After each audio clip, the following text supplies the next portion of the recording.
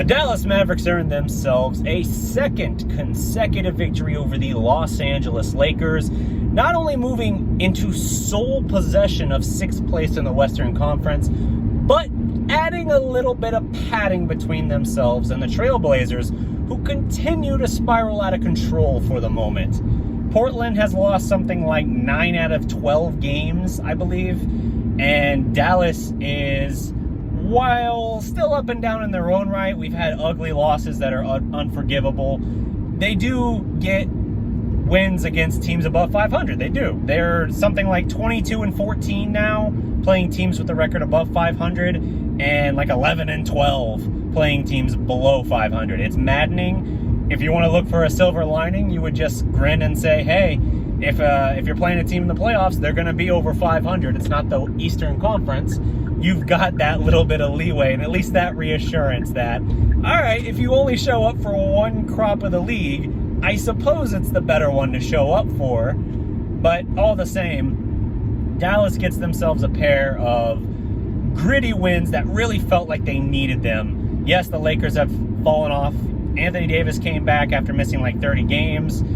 They lost game 1 of that series, did the Lakers, against the Mavericks, behind a quality game from Luka. He just misses out on a triple-double.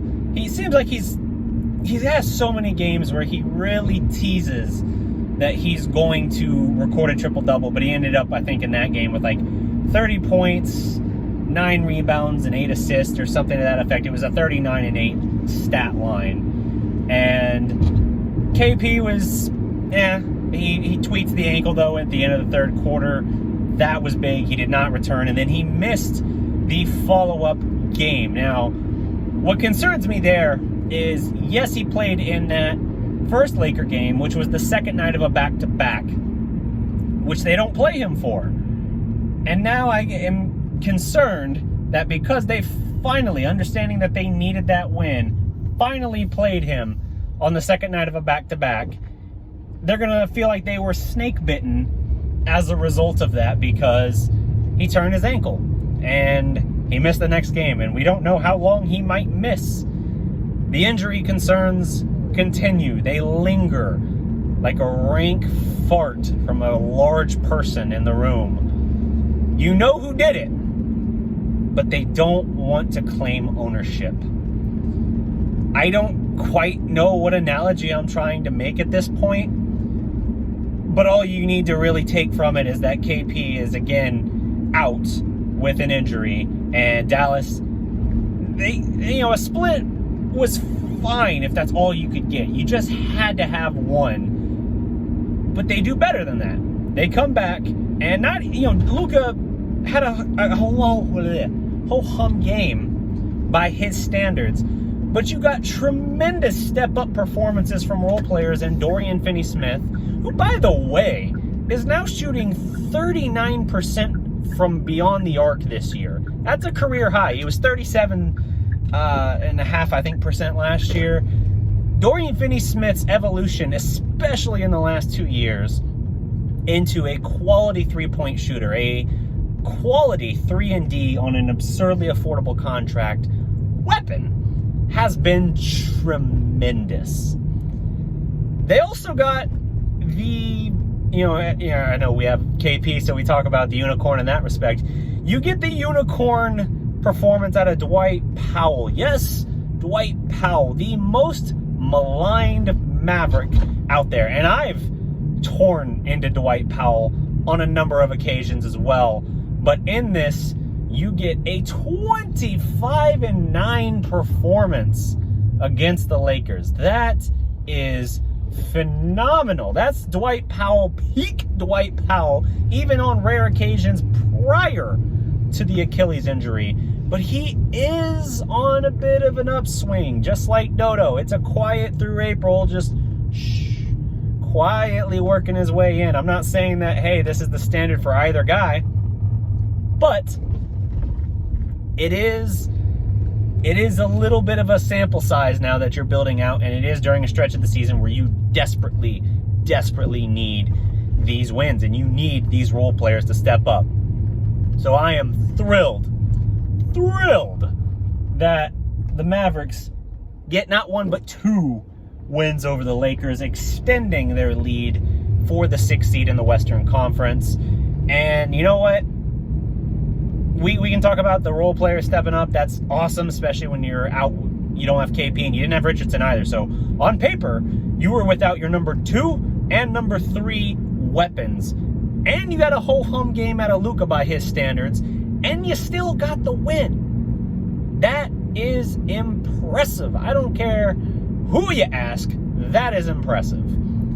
What I want to see Dallas do at this point is try to sustain. And that's always been the question, because as you look at the schedule moving forward, yeah, you've got some games over against teams that are over 500, but as we talked about, they're better against the teams over 500 than they are the teams below. They play up or down to their competition regularly. That is their philosophy, it seems. And it's a very, well, obviously it's very good in half of the equation, but it's very bad in the other half. And you're going to face more teams that are, you know, not good teams than you're going to face really good teams.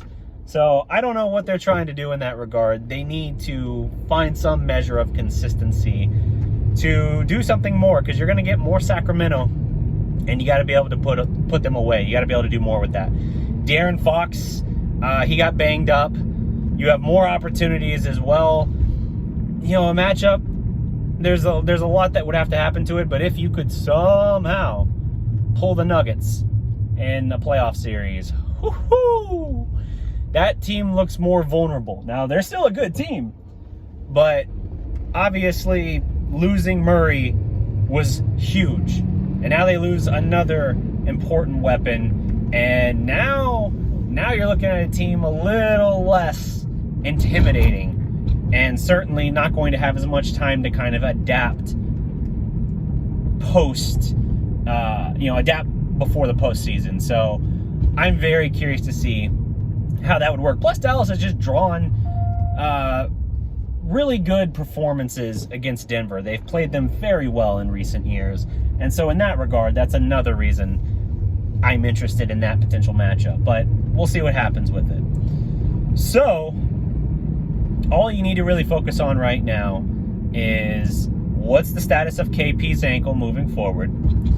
What is the status of Luka? He's banged up a little bit. We saw him favoring before the half his left arm, and perhaps that contributed to his kind of ho-hum night after the previous Laker game, in which, again, a 39-8 line. We'll see how this team's health can hold up. They're getting better performances, but they're still lacking some of that consistency that you just really have to have at this time of year. You really can't afford not to have that degree of consistency. So we'll see, but it's a quality 2-game performance.